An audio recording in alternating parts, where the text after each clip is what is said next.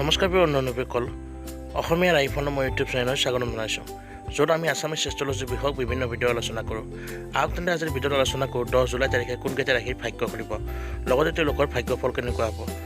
ইয়াৰ আগতে আমি অনুৰোধ জনাই থওঁ যে আপোনালোকে যদি আমাৰ ভিডিঅ'বিলাক ভাল পায় লাইক কমেণ্ট শ্বেয়াৰ কৰি দিব আৰু সদায় ধৰণৰ ভিডিঅ' পাই থাকিবলৈ আমাৰ চেনেলটো ছাবস্ক্ৰাইব কৰি দিব। আহক এতিয়া মূল কথালৈ আগবাঢ়োঁ। অনুনবীসকল এই ৰাশিকেইটাৰ বিশেষ ধৰণৰ ভাগ্য খুলিব গৈ আছে। এওঁলোকে মহাদেৱৰ কৃপাত বিশেষ ধৰণৰ সফলতা লাভ কৰিব আৰু জীৱনত এওঁলোকে এক আচৰিত ধৰণৰ ভাগ্য সুপ্ৰসন্ন হোৱা দেখা হ'ব।